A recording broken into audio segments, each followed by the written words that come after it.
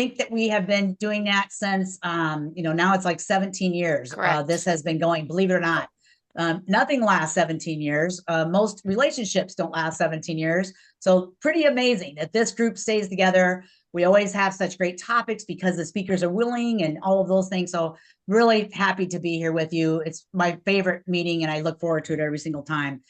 If you are willing to keep your video feed on, it helps. This is all about networking. Who's out there? Who does what? Whose name have I seen on many meeting invites, et cetera, but I've never had a chance to meet them. There's just something about that human kind of interaction that's really helpful. So if you're in a situation where you're comfortable keeping your video on, it is appreciated. I know the speakers appreciate it too. I've seen meetings before in the past, not senior roundtable by any means, but other work meetings where everybody had the black box and it's like, man, that speaker. And then I feel guilty, so I keep mine on. It's just me and the speaker and 20 other people in black boxes. So we love seeing you if you're comfortable with that. We will be using the chat box this morning. If you're not familiar with that, we have what we call on the bottom of our Zoom system here, what we call a Zoom ruler. And on the Zoom ruler, you will see a chat box. So if you'll open that up, you'll see that over there. Diana's already put a comment in there, and that's exactly how we'll be using that chat box. So you'll see us using it as we go through the meeting. Please do so as well. There will be several times that we will encourage you to go ahead and use that chat box. If you will mute yourself, unless you are the speaker, just so that there's some noise behind you or your dog sees the Amazon truck, something like that doesn't interfere with the meeting. We appreciate that. And you can put your name and if you can squeeze it in, the organization on your video feed. And the way you do that is hover over your own video feed, click on those three dots, and then you have the option to rename. Eventually, you're going to see that the Zoom producer, who is Mac today, he will put those instructions in the chat box as well. So if you want to add your organization, or if you just have your first name and you're willing to add your last name again for networking purposes, so people know who you are. And then this meeting is recorded. Next week, we will send out a post-meeting email. Actually, Gabby will do that for us with ElderSource, and she'll include the link to the recording, which is on our YouTube channel, and you'll see more about that here shortly. Is this anybody's very first time at a senior roundtable meeting? Give us a wave. Anybody the very first time? So a couple folks, excellent. Welcome, and thank you for joining us today. We're really happy that you're here and love to see you in the future. So where are we going in today's meeting? We're going to just first start with what the heck is Senior Roundtable. We're going to then have 3 minutes from our meeting sponsor, who has also donated 2 $25 gift cards that we'll award at the end of the meeting. Do have to be present to win. If you have some organizational announcements, we'll encourage you at that time to start putting those in the chat box. You'll hear more about each of these as we get to them. You'll have an opportunity to meet some folks here or say hello to maybe some people that you haven't seen in a little bit. Janet's got a couple minutes on the agenda to talk about the great grant opportunities that are available. So you'll see information on that. And then for our program today, you can see, and you've seen this in some of the email notifications, you'll see these are our speakers that you'll eventually be hearing in. This is the order that we'll be going in. And then Andrea is going to wrap up the last couple of minutes there with kind of a neat system that they have available that she'll be talking about. It system's probably not the right word, but that is the word that I am thinking of right now. So, and then we will wrap up with door prizes. We always aim to get out at 10:30. The goal is, and we've asked behind the scenes all the speakers to set a timer, et cetera, to make sure we get to everybody and stick within the time. It's really awkward on Zoom or any of these virtual systems to interrupt somebody to say, oh, you're out of time, please stop, please stop. So we ask everybody who's going to be speaking today to just kind of manage that themselves. So behind the scenes, I mentioned this to a couple of people who were on early with us as we got the meeting started. This was all started back in 2008 by the Community Foundation. They started giving grants out into the senior sector, and they wanted to know who was out there doing what. And in their travels here in the local area, they discovered that a lot of the groups that were working with elders didn't know of each other. So they created this meeting, Senior Roundtable, to give people an opportunity to know who's out there, who does what, how can you collaborate and support each other. And then, of course, a good program. The program is different every single time of what would be helpful for those folks working or caring or volunteering in that senior sector. Behind the scenes also is ElderSource. Gabby is with ElderSource. Gabby, if you're with us already, please give us a wave. And they do the meeting notices behind the scenes. If we have an in-person meeting, which we do twice a year, they allow us to have the space. So they are a huge supporter behind the scenes. Absolutely could not do it without them. So what the heck is this whole ElderSource? I'm sorry, Senior Roundtable thing. We talked about ElderSource, who is a huge supporter of this. And we do have the meetings there. So you'll hear us talk about ElderSource multiple times throughout the year when we do meeting notices. So Senior Roundtable is this coalition of anybody who is interested in the elder sector for whatever reason. And you can see a variety of different things there. We do meet every other month. I've mentioned usually 2 are at ElderSource, 4 are via Zoom to give everybody an opportunity that can't maybe travel to a location that you get to attend as well. There's never a charge to attend, and a great opportunity to network, make new contacts, and hopefully gain some information that will be helpful to you in your role, whatever that might be. And you can see our mission statement there as well. It's all about collaborative relationships. This group here, if you are here, please give us a wave, if you will. I know Andrea is joining us. She's going to be a couple minutes late coming in. This group are the volunteers behind the scenes that live and breathe in that elder sector. And they are the ones that will come up with some great ideas of here's a topic that would be helpful, or here's something that's relevant that we should focus on, etc. I will say, if you ever have any ideas as a meeting participant that you think would be great for this group and helpful to those who attend, please feel free to email that to me, send it to Gabby, she'll forward it to me. And we change the meeting topic every single time. So every year we have 6 new topics. So please feel free to do that. And thank you to all these volunteers. So how can we keep in touch outside of these meetings? And we have multiple ways to do that. Eventually, if it's not there already, you'll see that in the chat box. Meeting notices come from Gabby. If you're not getting these email notices, we really only use it for that. We don't spam or send out a bunch of other stuff. We don't sell a list. Gabby at ElderSource holds that list for us. So if you are not getting email invites, you can contact her to do that. Again, we'll put all this information in the chat box. We also have a LinkedIn group that is for different things going on that you want to maybe share with others, or you need a partner for something. So you've got that opportunity as well. And we have a YouTube channel. We sound so sophisticated saying all of this, but pretty normal stuff today. We have a YouTube channel that you can see all of the meetings that we have recorded, including this one after the fact. We started doing that during COVID when we went to virtual, and we just kept it up as an opportunity because there's times that people say we just can't make the meeting or something's changed, we can't make it. So you've got a lot of the information there. So our meeting sponsor today, who is giving away 2 $25 Amazon gift cards at the end of the meeting for those who are with us, has 3 minutes on the clock. So again, if you'll go ahead and set your timer, and let me turn it over to Oasis Senior Advisors. Please tell us about your organization. Hi there. Good morning, everyone. Thank you so much. Christine McGrath, Oasis Senior Advisors. We are a free service nationwide for families. Our mission statement is to empower those families as they navigate the complex realities of aging. We have Elder Life Financial, so those who need assistance with bridge loans, aid and attendance. We own our own underwriting department, so we're able to provide those loans with a team. Anyone has long-term care insurance, again, a free service. We can talk to them about that long-term care insurance, their rider, their what's going on. A lot of these seniors don't even know what they have had for 20 plus years that they're paying their premium on, right? We purchased caring.com just 3 weeks ago this month. We're so excited. Those of you who know A Place for Mom, that is a digital a lead source nationwide also. So we're so excited to be involved additionally in that space for those digital leads to help those families. We have advisors, boots on the ground. Adrian, who's our Jacksonville advisor, Cynthia as well. They're off in the hospitals visiting patients bedside. That's what we do. We go into skilled nursing facilities. We go do home visits. We help these families, whatever it is that they need.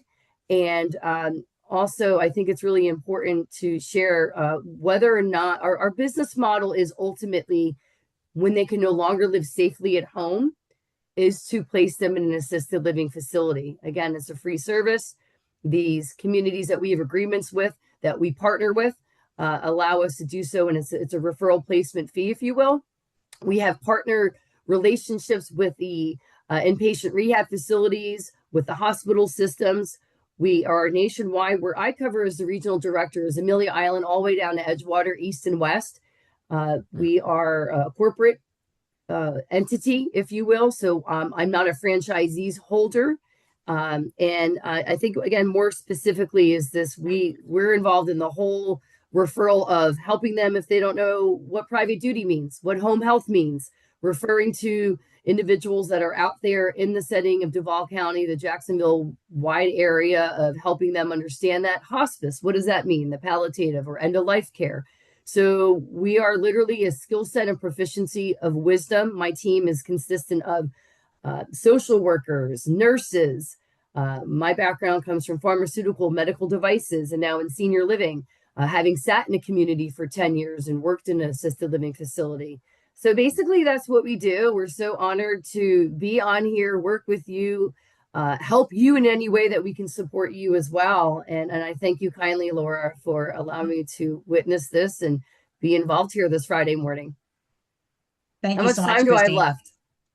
I don't know. I trust you to set a timer. I did so it. We'll say I if did you're it. good. I didn't have time to do that. Perfect. But I feel like that's sufficient enough. And I did put Perfect. my information down there. I'll add my number as well. And I thank you kindly, everyone, for everyone that does and serve our senior population.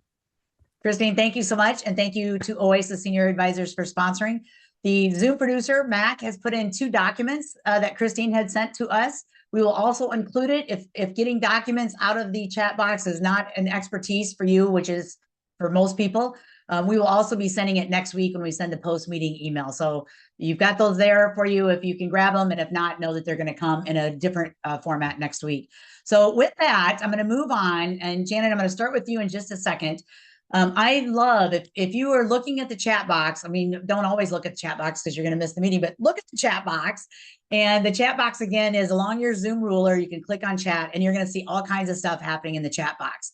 We want you to do your introductions in there. We're going to pull this after the meeting's over. I clean up the chat and I put in there all of the information where Joanne says, hey, I'm so-and-so and I work here. Or Janice says, hey, here's how you contact me, et cetera. And I clean all of that up. We include those chat notes next week. So please feel free to introduce yourself. Tell us what you do if you think that's going to be helpful for the group, et cetera.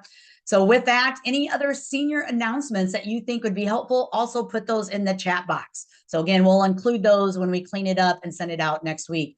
But I want to start with Janet has some great information for us about the grant cycle. So Janet, it's all yours.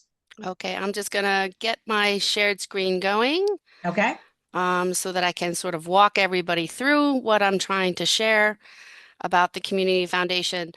As Laura mentioned, I work at the Community Foundation for Northeast Florida. I'm a program director here, and I oversee a few areas of, or what we call field of interest. One of those is the aging adult portfolio. I also oversee early childhood, LGBTQ, and small organizational grant making. But what I really wanted to focus on today for everyone is that aging adult opportunity. So applications are now open for the Aging Adult Grant, and they can be found on our website. So here's our landing page, but where you would go to figure all that out is just to go to the Grant Seekers section. So Janet, we can't see your screen quite yet. Oh, yeah. Okay. I'm going to stop sharing altogether, but you should have been able to bump me off. Okay. Yeah, it says I'm sharing, but. Can maybe it's just me. Can you guys see? I can see Janet with just her background. Nope, can't see it. Okay. Sorry about that. Here it comes. I thought I hit the share button, but I didn't. We got it. So, nope, we got it. Yep. So our website is www.jackscf.org. We used to be called the Jacksonville Community Foundation. We're now called the Community Foundation for Northeast Florida, but our website is still jackscf.org. But if you go to our website, you'll see a section called Grant Seekers here, and that's where you go to learn about what all the competitive grant opportunities are there for organizations working with seniors and other nonprofits or religious institutions across the 6-county area that we cover as our Community Foundation major service area. So applications are now open for our aging adult grants, and you can learn more by just looking at this timeline. And I'll talk a little bit more later about what the timeline, what other opportunities are there. But this grant making is made possible by 4 endowments that have been left with the Community Foundation over its 62-year history. The oldest was from 1994, and the most recent one was left at the Community Foundation in 2015. And these endowments all have a focus of serving seniors with an emphasis on financially needy seniors and for seniors in Duval County only. A couple of those endowments, like the ones in 1994 and 2003, our primary focus area was just Jacksonville and Duval, but since then we have expanded. But those original endowment documents, the endowment documents that were part of the donor's commitment and which followed their donation, bind us to Duval County only because that's what we used to only cover. But since the mid 2005-06 is we expanded that service area, and so any new endowments that come into the Community Foundation will have a focus area of all 6 counties if that donor wishes to do that. But what ties them all together is that they're looking at supporting seniors, and we look at that as someone over 55. And we also do grant making to support caregivers of seniors, because we know from experience that caregiver support is integral to keeping seniors at home the longest, where they would rather, be. But the application opened on January 6th, and it closes at 11:59 p.m. on Wednesday, March 2nd. Last year, TCF funded grants to the Beaches Council on Aging to sponsor and support their transportation program. We also funded a grant to Brooks Rehab to support a program for them to train seniors to obtain meaningful employment as certified medical actors. So we're really interested in how that one's going to turn out. And we've done multiple grants for caregiver support and seniors all across the 6-county area.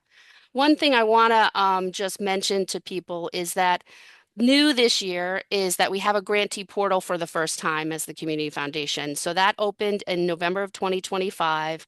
Anybody that wants to apply for the grant will need to set up a portal account, and I encourage you to go ahead and do that as soon as you can.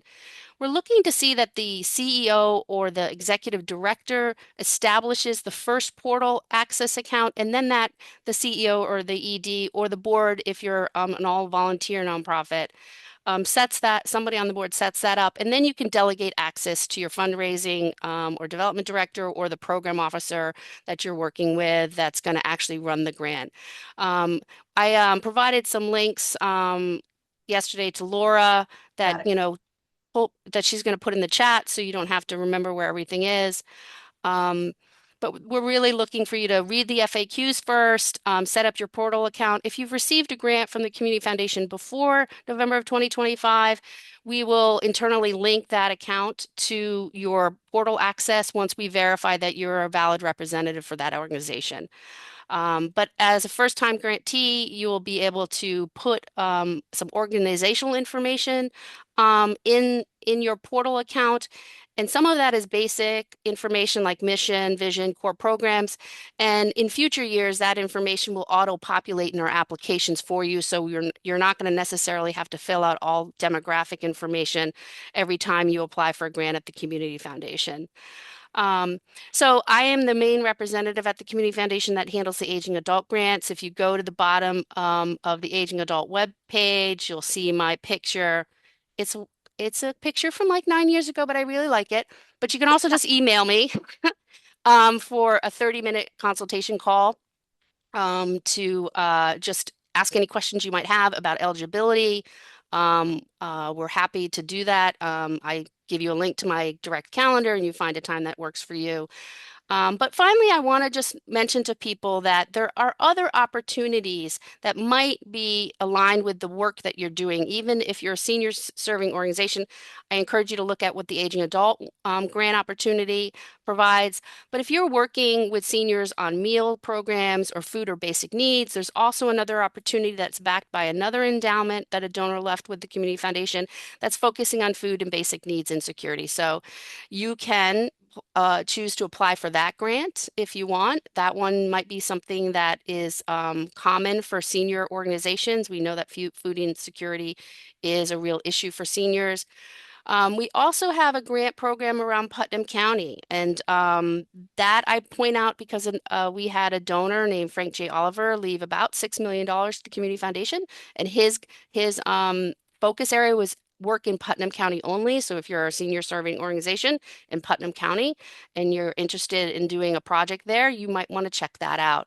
And we also will open up, not February 1st or Sunday, our LGBTQ Community Fund application. So if you're serving LGBTQ seniors, there's an opportunity there for you to potentially get a competitive grant from the Community Foundation in that way. The last thing I'll mention is we do have some collective giving circles. They do competitive grant making. Their 2026 applications closed earlier this month, but if you want to just check them out for future years, it's on our timeline. You'll see Beaches Community Center, Women's Giving Alliance, and those organizations. So I'm going to stop sharing now. I don't know if I'm out of time, Laura, but I think it was like 4 minutes. But if anyone has any questions, Laura's going to put my email in the chat too, or I'll do that, and you can always email me.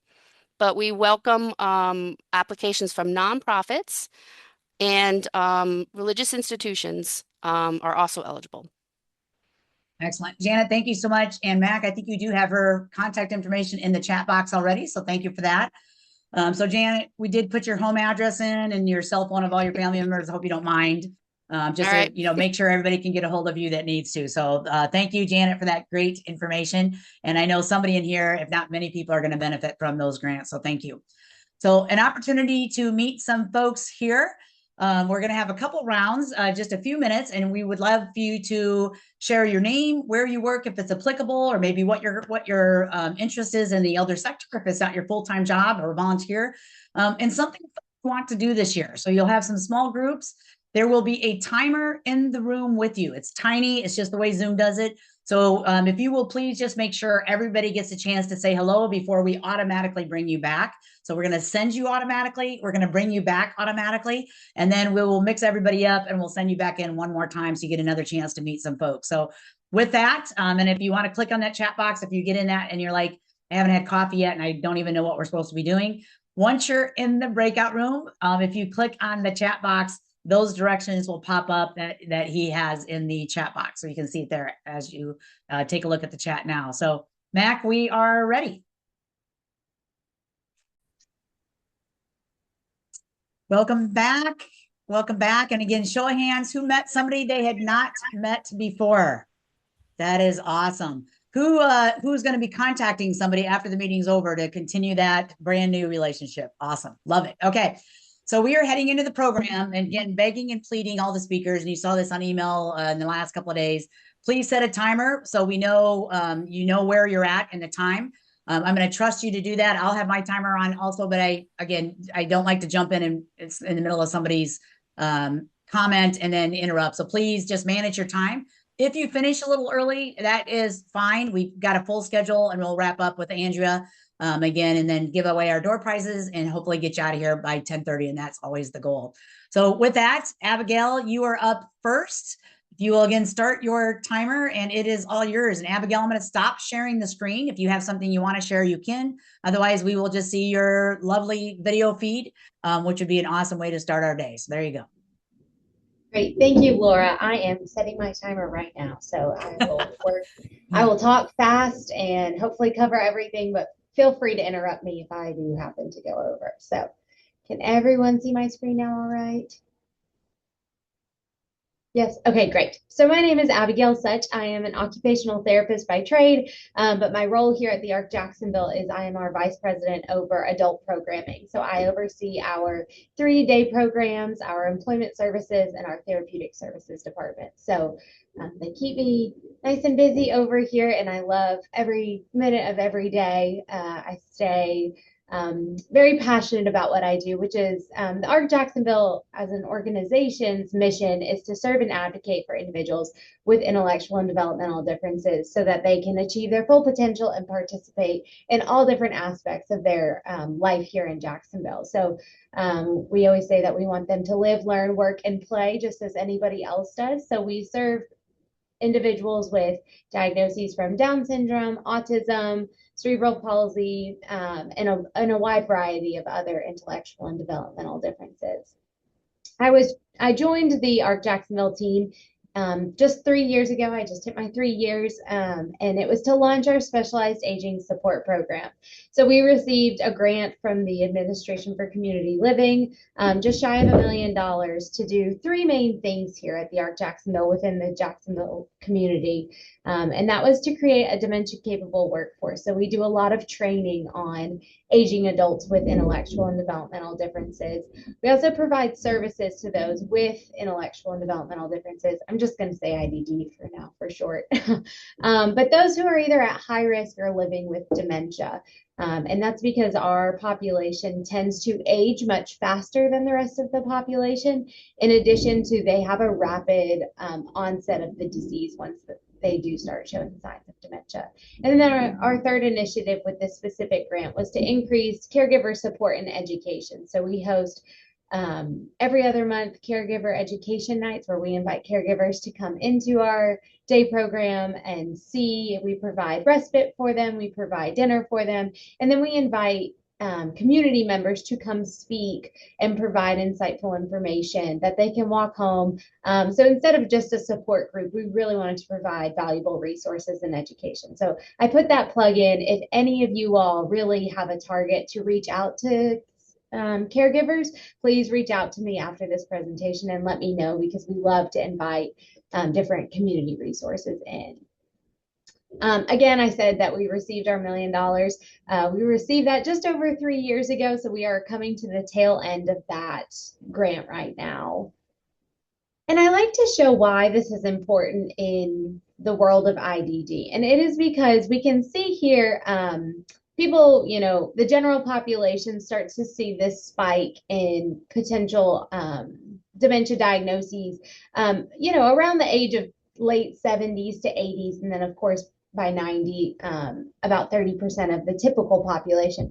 I like to compare that in this chart specifically to the people with Down syndrome. So you can see that the spike in onset can start as early as in their 30s. So we consider anyone by age 30 with Down syndrome at high risk.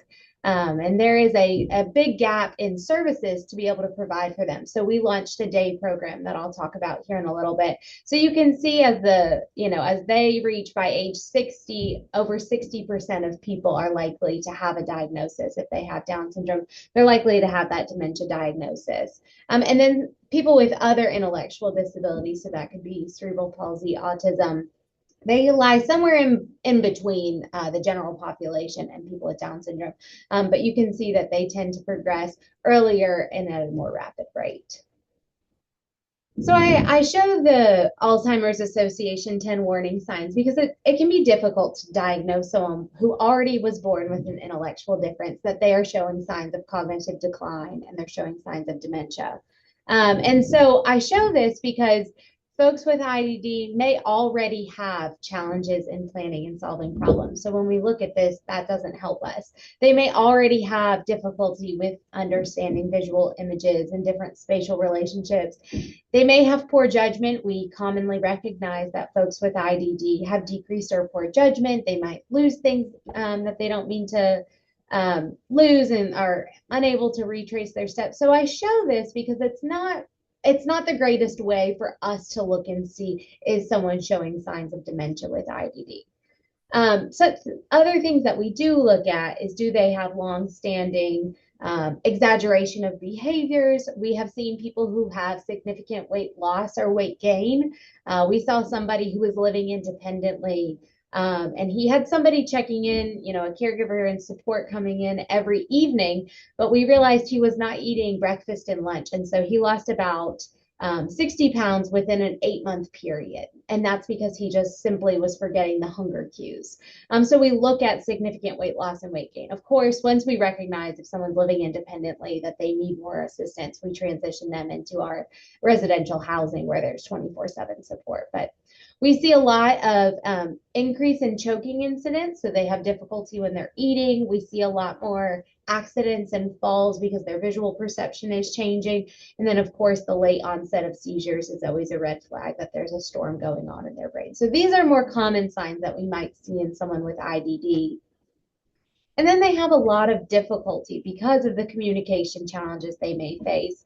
They have difficulty using standardized tests. So if, the doctor asks them to, draw a clock, but they've never been able to tell time or understand the hand relationship on a clock, then asking them to do that isn't really justified for where their original baseline was. We also have a lot of families that are anxious over what the future might mean.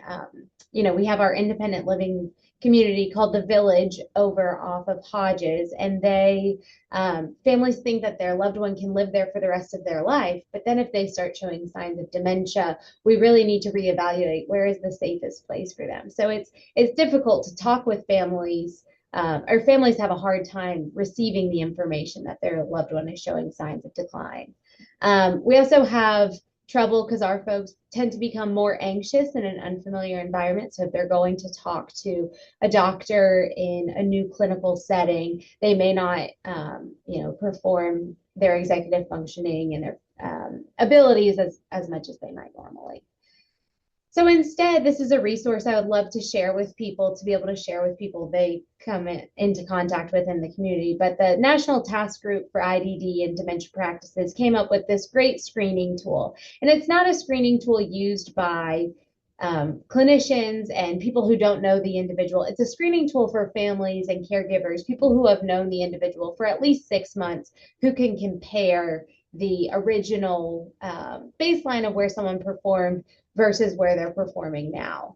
So I always give the example, if someone never needed assistance loading the dishwasher, if that was a task they always routinely did, or if they always tied their shoes and they never needed assistance, and now they're needing help because they're forgetting steps in the process, that's instead what we look at and assess that someone with IDD may be showing signs of dementia. So we really look and see, and maybe they always needed a little bit of help. Maybe they always needed someone to just pop the dishwasher open to give the visual cue, but now they need someone to demonstrate. So they always needed a little assistance, but now it's getting worse. So this is just that screening tool that I'll share gives a full comprehensive view of what that person does in all aspects of their life. And so our day program, we tried to look at all of the different modifiable risk factors for dementia. So people who are at high risk and people who are living with signs of dementia or a diagnosis of dementia, we bring them into our day program and give them a very structured day. So every day they come in, they do some sort of brain game, they do exercise, they have music or life skills. We build a healthy snack. They engage in creative expression. We dive into long-term memory by having them reminisce on a different memory they may have, and then we break for lunch, and then they kind of have their activity of choice to wind down at the end of the day. So they come in and do a different activity within those sectors every single day, but it's a very structured schedule. And we have been doing this since September of 2023, I believe. And so it has been significant in the response from family caregivers to have them engaged in something that's so important. I also, I always bring up this example. This works for anyone who has an IDD. It works for someone who has a dementia. A lot of times we give them verbal instructions, but people just need a visual cue. So we do lots of charts. So first we're going to go to exercise group, and then you can come back to your puzzle. Or first we're going to, go to the bathroom before we get on the van to go home. So we do a lot of different first then charts. And then I always think about, we do training on behavior symptom management for providers in the community, for our staff members, for caregivers who come out. So we always look at what is causing the behavior that is occurring right now. And then we always encourage folks, redirection is the easiest way to pivot. Validation is definitely accepting their reality, and so not trying to stop someone from their train of thought, even if it might not be the most rational. We do a lot of we jokingly call it therapeutic fibbing, just to try to encourage them to continue doing or participating in whatever is meaningful to them. And then we work a lot on our caregivers and our staff members with meaningful engagement and communication that really works for this population. So it is very similar to working with someone who just has dementia, who is typical for their whole life. But of course, we still have to think about how they communicate if they have an intellectual or developmental difference. And then I always say all doors start with the ARC Jacksonville through our advocacy department. If someone has a loved one with an intellectual disability, or if they have, a sibling that all of a sudden that a parent has passed away and now they've inherited a sibling responsibility for a sibling, we start with our advocacy department because they help connect you with the Agency for Persons with Disabilities, which can provide funding. There is a lot of different resources out there to provide funding for our folks. And so our advocacy department does all of that. They do life planning where they can help you get organized. They have a pool trust and guardianship opportunities if somebody is left without a caregiver for whatever reason. And so this is, if you're going to write down anything, this phone number is definitely the most important for the ARC Jacksonville because they can get you plugged in and connected. And then if they're interested in attending our day programs or getting connected with other resources that we have, this department definitely steers you in the right direction. Okay, I'm 3 minutes under. So does anyone have any questions?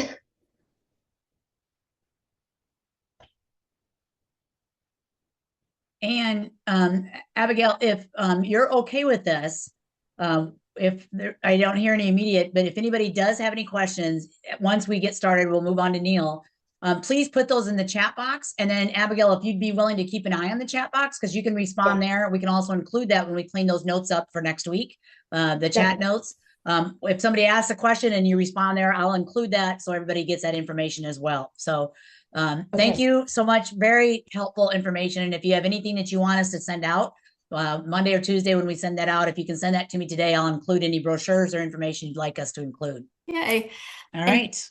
So hi, everybody. I'm Renee Knight. I'm Vice President of Community Services for ElderSource. And Laura, I will share this with you afterwards, but I'll go ahead and add my name and contact information and Davette's before I send it to you. So part of what I oversee as the Vice President of Community Services is the Aging and Disability Resource Center. And we are a network of all the area agencies. We are ElderSource, and our real name is Northeast Florida Area Agency on Aging. And there are 11 of us throughout the state, and we're all connected with a database with all of our clients and information in it. So if you're looking if you have someone, a client or a family member or anyone that you would like to assist in the other areas, this map and their phone number is very, very helpful because we specialize in our own what's called a planning and service area. They don't call them regions, they call them planning and service areas. So ours is PSA 4. We have the 7 counties of Northeast Florida stretching from Nassau down to Volusia. And here is the goal of the Aging and Disability Resource Centers: to help callers find the help they need and to live safely and independently as possible in their home and community. Our purposes is to integrate INR, information referral, and I'm just going to go over it briefly because Davette's going to pick up and give more details on that part, and then I'll follow up with the last couple bullets here. But we also want to provide access and coordination of services for Floridians to seek home and community-based services. And we want to assist those individual clients who this name has come up and that we can assist with the Medicaid eligibility process. It's going to always be the frailest. And we also help manage the general revenue funded, and they're not called wait lists, they're called pre-employment lists now, and referring clients to those general revenue providers. So that when a provider, for example, if it's St. Johns County Council on Aging and they have general revenue dollars that they need to add a client, they would contact us and we're going to pull their pre-enrollment list and give them the names of those who are the frailest so they can start the enrollment process. And I'll turn it over to Davette. Thank you, Renee. Again, my name is Davette Wellmaker. I am the HelpLine Supervisor at ElderSource. So what is the HelpLine? So the ADRC HelpLine is really the front door to services and community resources. And as an aging and disability resource center, we serve seniors, their caregivers, and persons with disabilities that are age 18 and up. Our motto is Start Here for Help because our focus is connecting people to the right information and services. Feel free to jot down our toll-free number. We can be reached Monday through Friday from 8 to 5. Next slide. Okay, how does the helpline work? When someone calls the helpline, they're given two options: the helpline queue or the long-term care queue.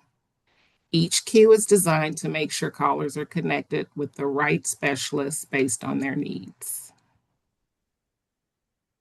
Next slide. All right, the helpline, just to go into a little bit more detail about the queues, we just started this in October. The helpline queue focuses on providing information and referral by connecting callers to in-house and community resources and programs.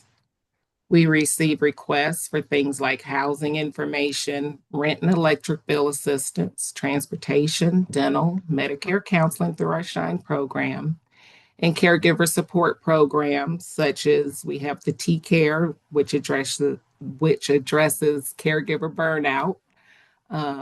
Then the long-term care queue focuses on providing education about getting home and community-based services and starts the process by scheduling a telephone screening. And Renee will talk more in detail about that process shortly.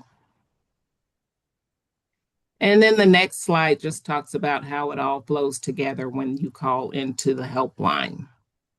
So starting with the call up at the top, routing to the appropriate team, connecting callers to the right programs. So for example, callers that press 1 are routed to the long-term care queue that assists with the home and community-based services, scheduling and rescheduling the telephone screenings, or getting them to their eligibility caseworker if they're going through the EMS process. And Renee will talk about that process here shortly.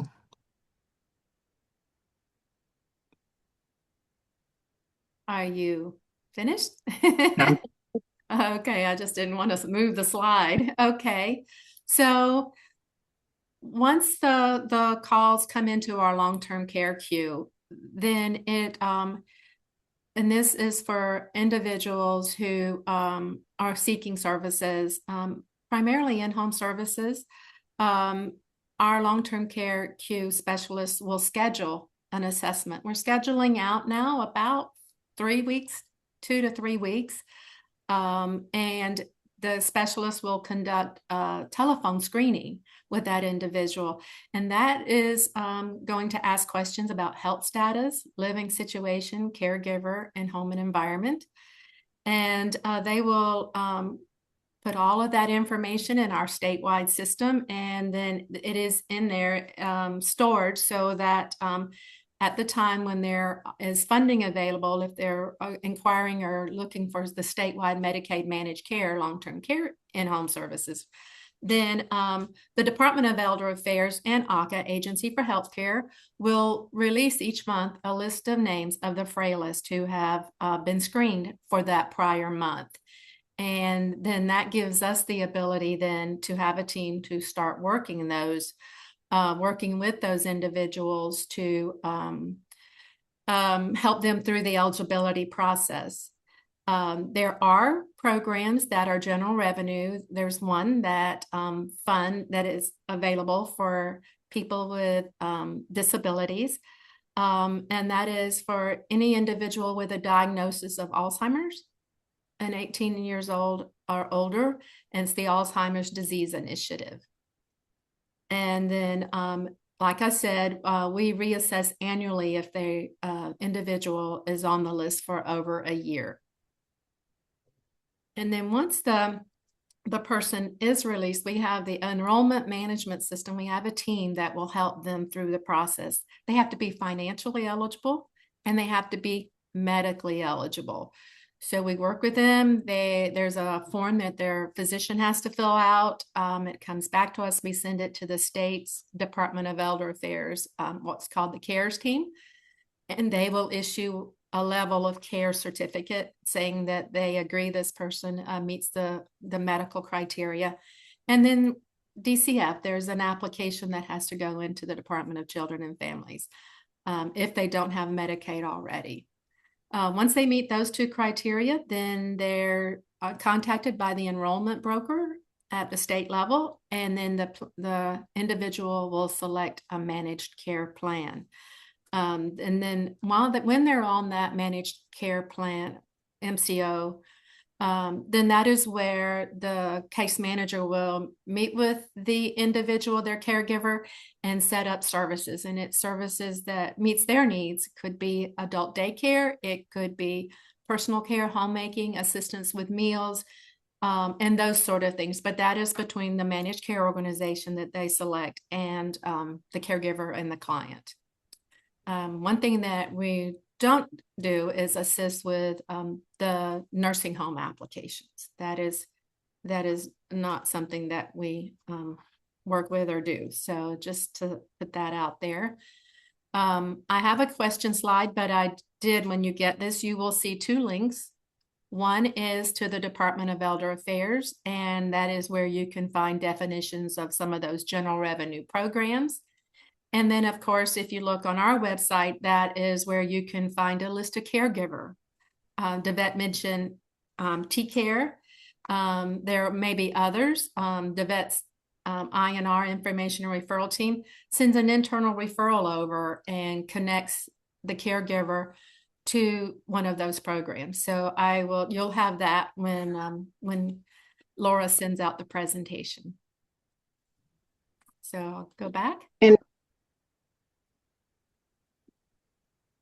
And I heard somebody just talked about, I didn't know if that was you that jumped in right at the end. Yeah, I just wanted to also say, if you go to our website, you can also start the process for the home and community-based services. There's a link on there where you can self-referral someone, and then the helpline, someone will call them to help get that process started. So if you can't reach us on the phone, you also have that option to go onto the website also. Excellent.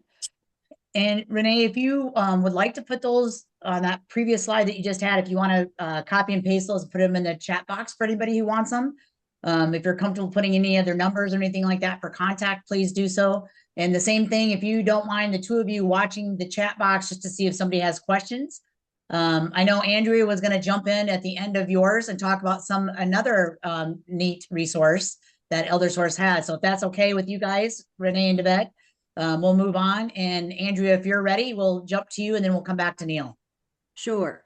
This won't take long. It's more of a public service announcement. Last April, we have partnered with Jacksonville Sheriff's Organization, JSO, and the ARC and Baptist, and a company called Send Evidence to offer families who have a loved one living with dementia or Alzheimer's or IDD the opportunity to have a scent kit, which is essentially a unique way to capture an individual's unique scent, put in a jar, and then that is saved for an opportunity that if that person goes missing or wandering, that JSO has a canine unit that will take that scent and hopefully find that missing individual sooner than later.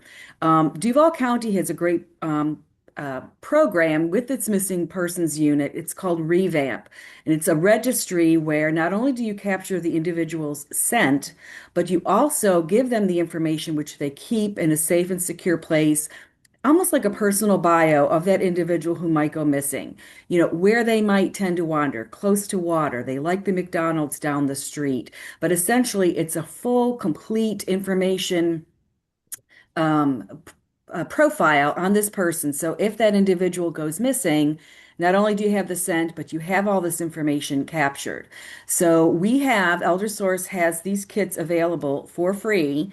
I've got flyers, I've got scent kits. You can reach out to me and I can connect with you to get you a little supply to keep in your office. And you can also, there's information about revamp as well. If you live outside of Duval County, the sheriff's offices in those counties they do have the canines and the missing persons unit.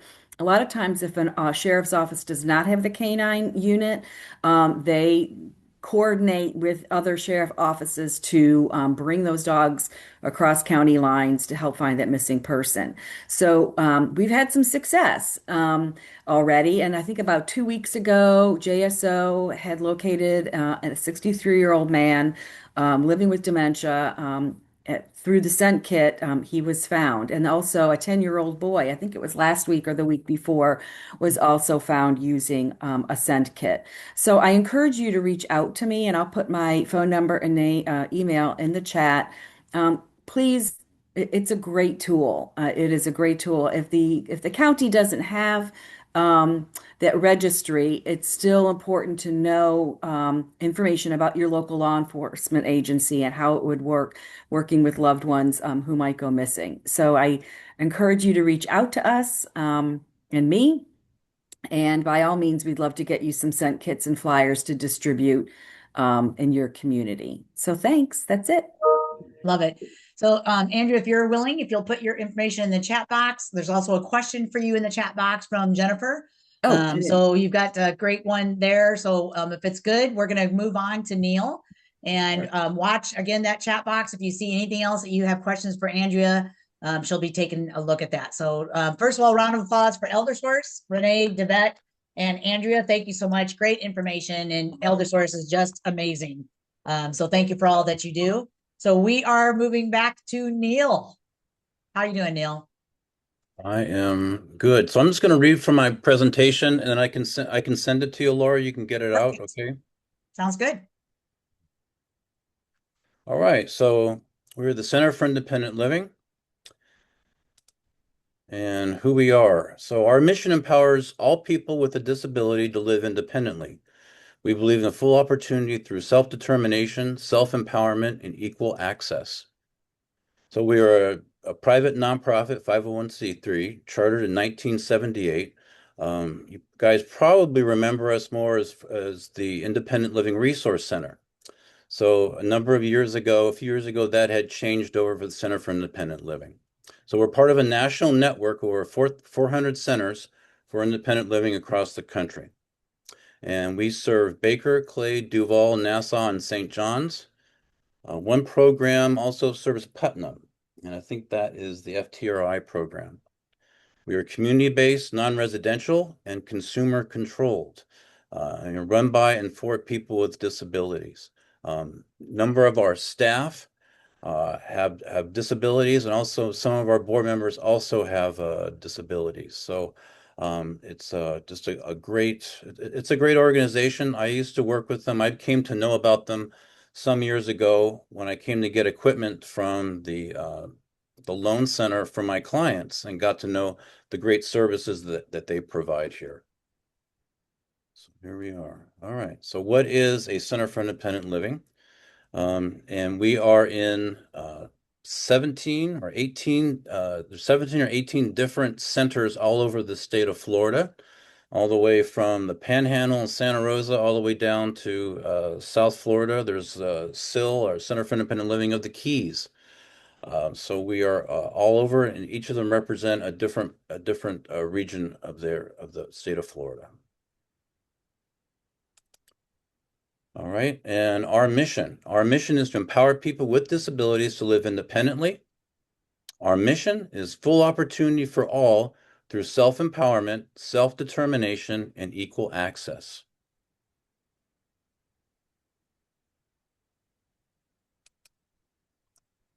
All right.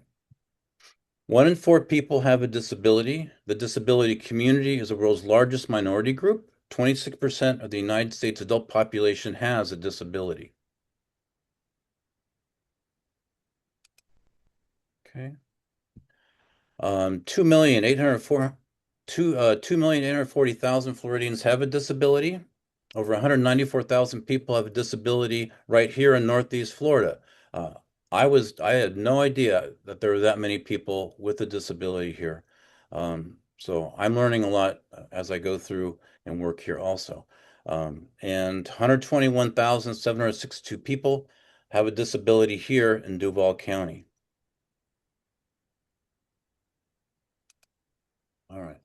So how do we help people? Well, we have a set of core services, and all these services have no cost, so they are free to our clients and their caregivers. So our core services are advocacy, information referral, peer support, independent living skills, and transitions for community and youth. So today I'm going to concentrate, because of our focus on uh, older adults diagnosed with an intellectual or developmental disability, to concentrate on 4 of our programs. But just so you know, so we have a lot of different programs here, which I won't be covering, but you'll be getting a set of these slides, and you can go over these programs on your own time. So we do a Careers 360 program, helping people to get employment. We have a Deaf Empowerment program, Disability Victims Advocacy program, Ready to Achieve Mentoring program, a Sign Language Interpreting program, and also Work Incentives Planning and Assistance program. And also on the call is Amanda, who I work with here as a program manager, and she also can provide more information. Amanda, if you'd like to step in and talk or make comments as I go through here or answer questions, you're certainly welcome to. All right, so we'll start with FAST. So that's the Florida Alliance for Assistive Services and Technology. Our mission is to improve the quality of life for Floridians with disabilities by increasing access to assistive technology through empowerment and collaboration. So we are a regional demonstration center from Northeast Florida and one of 12 in the state of Florida. Our program services through FAST, basically, it's a short-term device loan. So we'll do a free 30 days, just a loan out to have people try different things. So devices include weighted utensils, large print calculators, adaptive keyboards, magnifiers, braille displays, and many more different types of technology. And so when you come into our center and talk with our program manager, who is Megan Chase, she would basically go over these with you, and then she would train you on it, provide a demonstration of how this would work. And then if this works after, say, a 30-day loan out for you, and you really like this, then if it costs more than you can afford, we can help you arrange a low-cost financial loan. We provide information and assistance, maybe some other types of technology you may need. And so equipment types include impairments in hearing, vision, speech generation, learning and development, mobility and seating, daily living, vehicle modifications, computer access, and recreation, sports, and leisure. So that's the FAST program. And then another program was FTRI, or the Florida Telecommunications Relay Incorporated. So this is a program that's run by my boss here in the loan closet. Her name is Terry Duke, and she's been doing this for a long time. She's been here with the organization for 18 years. We've got quite a few people that have been here a very long time, are very experienced in all these programs. She's the contact person for this program. So the purpose of the telecommunications relay is provide free phones and other telecommunications equipment to individuals with speech and hearing disabilities. And we are a regional distribution center for this program. So equipment includes amplified telephones, voice carryover telephones, TTYs, hearing carryover telephones, amplifiers, ringers, and specialized telephones. So the equipment is loaned to people at no cost. Applicants just need to complete an FTR application, and you'll see that phone number for that will be on the slide, and have it signed by a certifier. Then you'll need to mail it in or bring it in person to CIL. And you can also just call the center and say, hey, I heard you guys have this great program providing free telephones. I have a hearing or speech disability, and just arrange with Terry to come in and to fill out the application here. So the program is funded by a monthly surcharge that is billed to all telephone consumers in the state of Florida. That's where the money comes from this. Consumers will receive free training on how to use the device, and the equipment is on a loan basis and must be returned to the Center for Independent Living when it's no longer needed. So basically, when you're done with it, you would just call and say, hey, I'm done with it, and then arrange to bring it back in.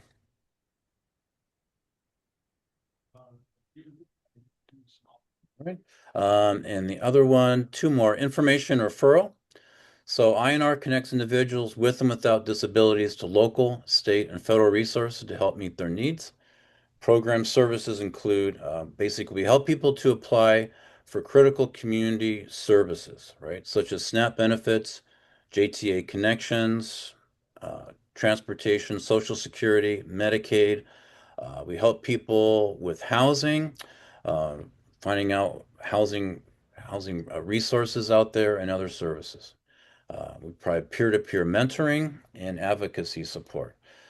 So we've got some great people that do this.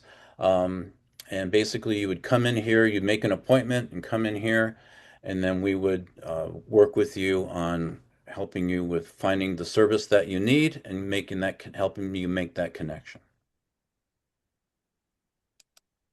All right. All right, here's my program, the Temporary Loan Closet, or TLC, provides durable medical equipment to those in need. TLC includes wheelchairs, manual and electric, walkers, canes, crutches, shower equipment, bedside rails, bedside commodes, and other items, which are available on loaned out on a temporary basis. So basically we do loans starting at 30 days and goes out to 90 days. If you need more than that, you would just call and ask Terry, hey, we need it longer, and we would make that arrangement with you. And we also provide short and long-term loans are available. TLC also has consumable medical supplies, which are provided to people upon request. So we get donations like ElderSource does of wipes, gloves, briefs, pads, among other medical supplies.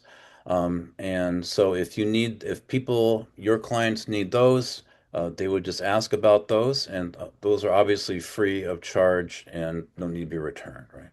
So we have some of those. So program outcomes and TLC help provides a faster road to recovery and independence. We remove financial and insurance barriers. Again, this program is open. There is no terms of financial. There's no financial limits for this program. It's open to everybody, and we support consumers with other needs for independence also. And I have some pictures here. So this is TLC. There's our main hallway. And then Neil, we I know can't you see your can't see pictures. those, right? Yeah, but anyway. But the description sounds good.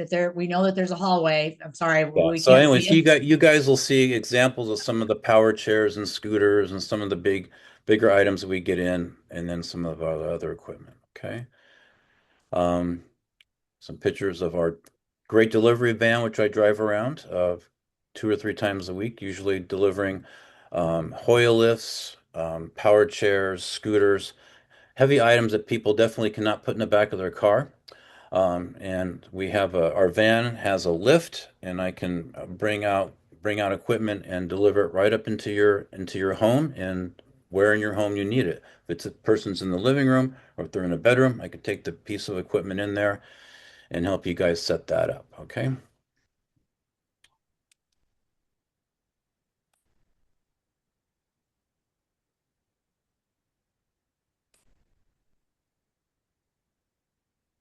Yeah, so that's what I have for the Center for Independent Living today. So it was unfortunately I was not able to show you the slides today, but we'll be receiving them in the future.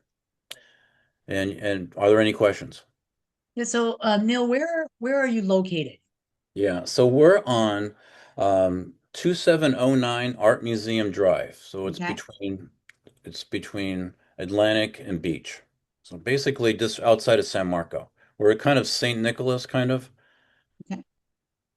And then for any of the programs that you just mentioned, which are fantastic, what lifesavers for people to have access to all of those different things you just talked about? do they just call the main number and they describe what they need and they Yes. get routed to the right place? Is that what you would recommend? Yes, that's what I would recommend. So 904-399-8484. That's one number I've never forgotten all these years because something about it. But anyway, so just call us and say, hey, I need this, or can I speak to someone about this? And you will be routed to that program manager taking care of that area. And Neil, do you mind giving me that number one more time? I'll put it in the chat box. 904-399-8484. 8484. Okay.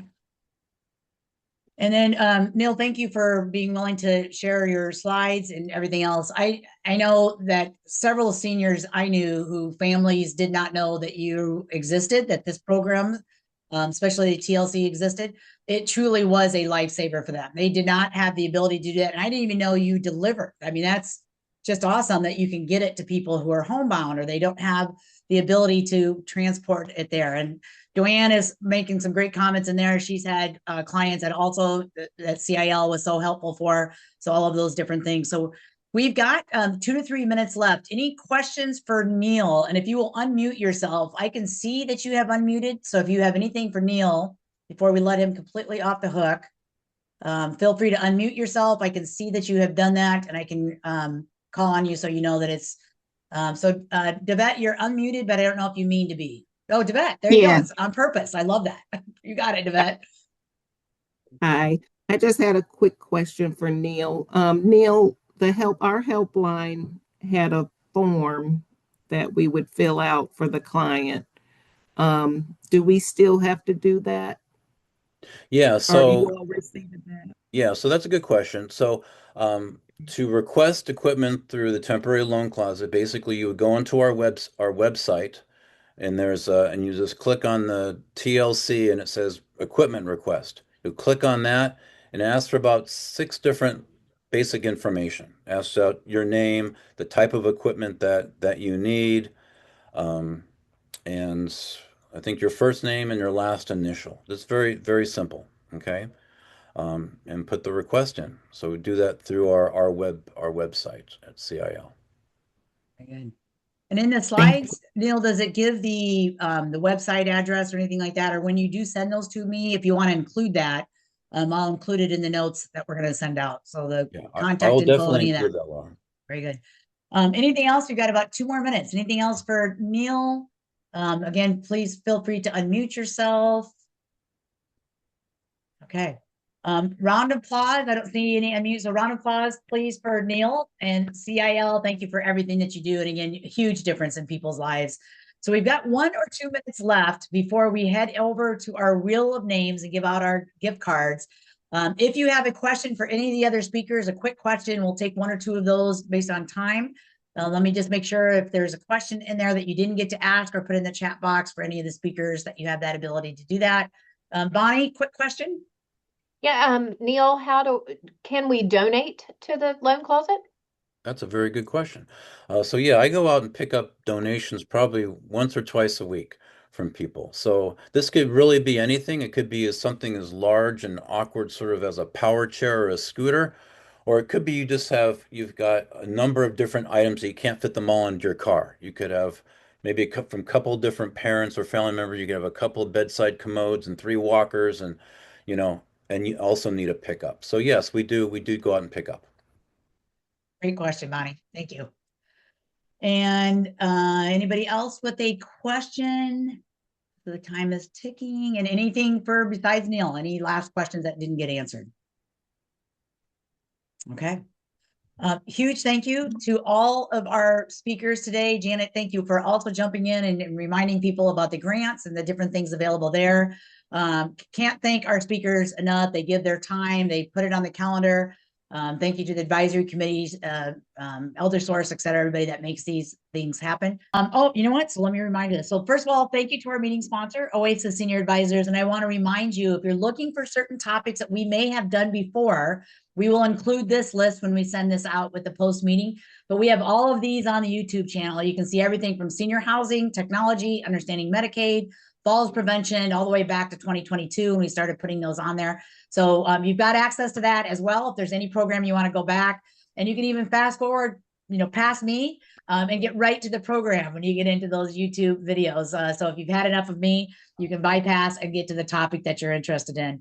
So with that, thank you all for coming today. We'll see you at the end of March. Those dates are posted in the LinkedIn group. We've also sent them out through email. And if you need those again, just let us know. Thanks to everybody for joining us today, and hope you have a great weekend. Thanks, everyone.